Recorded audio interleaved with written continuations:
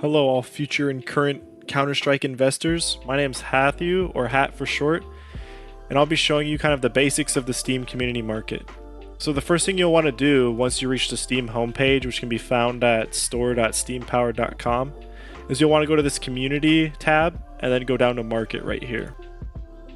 The purpose of these videos is going to be to educate you about what to invest in and not me telling you what to invest in. I think that's the downfall of a lot of these CSGO investing YouTubers.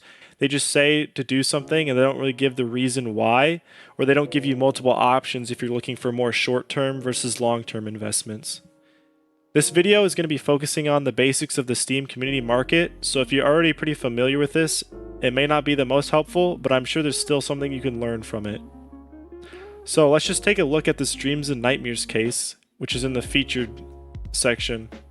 All these are popular items as stated right here, and items that are selling pretty rapidly right now and being sold a lot also. So if we click into this Dreams and Nightmares case, we can see these different options down here. And right here, this is called a buy order option. And what will happen is you'll click this buy, and then it'll ask you what price you want to buy and what quantity. So how this works is it's currently at $1.22 right now. So if you wanted it to buy it at any cheaper than that, then you'd have to wait until the sell orders go below there. So this is kind of like you're saying, I would like to buy it at this price, and don't buy it until it hits that price.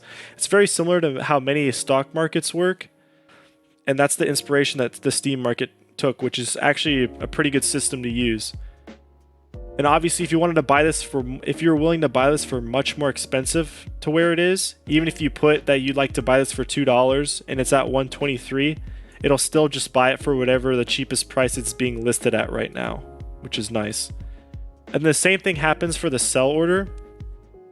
So if you have this case to sell, you'll put the price that you'd like to sell it at, and if it sells at any more than that, your order will be sold for that, whatever you put. And then if it sells for any less, it won't sell until your order is selected. So just like it says 123 here, you're not going to sell yours unless you put your price below that or above that. But if you put your price above that, you're probably going to have to wait a while before it actually sells. So this is useful if you don't want to look at all your items and you're like, okay, I'll buy this for $1 and then I'll put a sell order for $2 so that you're making profit. And then you won't even see it in your inventory and you won't be tempted to do anything else with it. So I think that's a really useful thing to do. This just shows the recent activity of all these people buying and selling on here, so that's not too important. And then this is the first thing that I think is really important down here, the median sales price. So right now this is just showing the week, or actually the month, I think, yeah. It's showing the month and the different prices. You can go over here and you can even zoom in by using this little tool and selecting this, and you can actually see all these times it was bought and sold. And I'll just zoom out to lifetime for now, because this is how the average case lifetime looks. It starts out at an insanely high price, and then it'll drop pretty quickly and then slowly drop until it hits its floor, which for new cases is usually about in the 40-cent mark or even more than that. That's usually the lowest it'll ever go. And then it'll start to rise again, and then you'll see here there's some spikes. And spikes usually mean it's like a whole market movement and not just the case itself. And then you can see it's dropping again. So right now it looks like this case is on a steady decline. So I'd say it's probably not great to buy it yet, just because it could keep going down.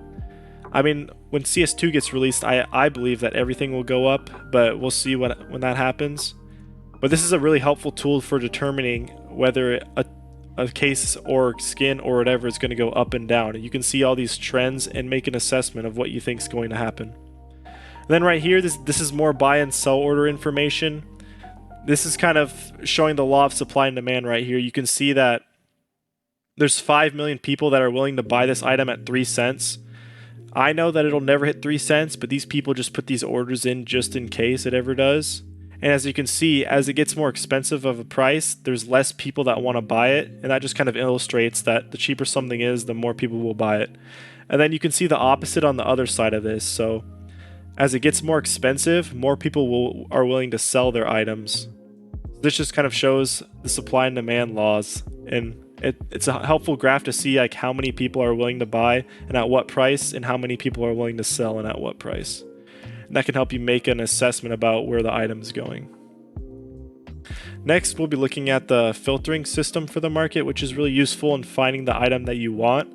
So right here, you can see some of the most popular games right here. And then if you go into here, you can see all the games, which there's like hundreds. It's up to the developer whether their game is on this or not. And obviously, since it's a Valve's game, they had to put their game on it. Or not had to, but it was a decision for them. So we can navigate down to Counter-Strike. And you can see all these filters right here. You have a collection, professional player, sticker, team, weapon. I think the most common one you'll see used is just the search bar. So if I search Prisma case, for example, it's going to bring up the Prisma case key, and the Prisma 2 case because that still matches the search. I think the search is the best for when you know exactly what you want, but oftentimes you'll want like maybe you just want a AK skin that looks profitable, and I'll show you how to find that too. So if we go back to just this, delete that filter, you get every Counter-Strike item, and that's also not helpful because there's more than 2,000 pages of that. So what you'll do is you come in here, if you want, say, like a specific AK skin, you just go under here. This is the filter for weapons in the game. So you can kind of search any of the weapons. It even has specific knives. So if you just want to look for M9 bayonets, you just want to look for karambits, you do that through this filter also. But we'll start with the AK. And then after you even do the AK filter, you can filter by the wear rating. You know, like how good or how bad those skin looks is usually what this means. And then here's like the rarities in the case. So you know Covert's the most rare, so it'll most likely be the most expensive, but that also depends on how old it is. Classified, restricted, mil-spec, and then the consumer and industrial are for the collections only, so like what the Dragon Lore is in, or what the Op prints, all of those ones will use consumer and industrial grade. So right now, let's just say we're looking for a nice classified AK, and we want it to be at least field tested or nicer. You'd select all of these filters. You'd select the AK for the weapon, the field tested, exterior, minimal wear, and factory new, because those are all either better or as good as field tested, and then you'd select the classified quality because that's how rare it is. You hit the search, and now you can see all of these. They're just kind of put out like this. So what I suggest would you do is hit the price, because now this is showing the cheapest first. And now you can see all the AK skins that fit this criteria. So that's just kind of like a basic overview of how to use all these different filters. And then we can clear all of these except for the Counter-Strike.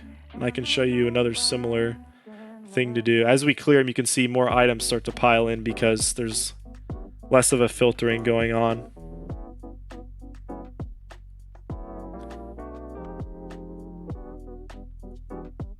So now we just have all the items again. And then you can do another nice thing is down here if you just want like kind of an overall loadout thing. If you want to just look for all pistol skins, all SMG, and these are ones you can select multiples of. So if you just want like everything except shotguns, you could just select all of these. These will give you skins for all weapons except shotguns. These also have the agent skins if you're just looking for agent skins, which you know replace your default agent skin. If you're just looking for all knives, those are here. Just stickers, just gloves, just graffiti. So this is another, I think the type and the weapon are probably the most used, and then exterior, and then quality probably next. Most of these are not really like used that much at all. So yeah, there's a basic of the Steam community market. If you like this video and you thought it was helpful, please subscribe to the channel and like this video. I'll be making more videos like this, but with more specifics in mind.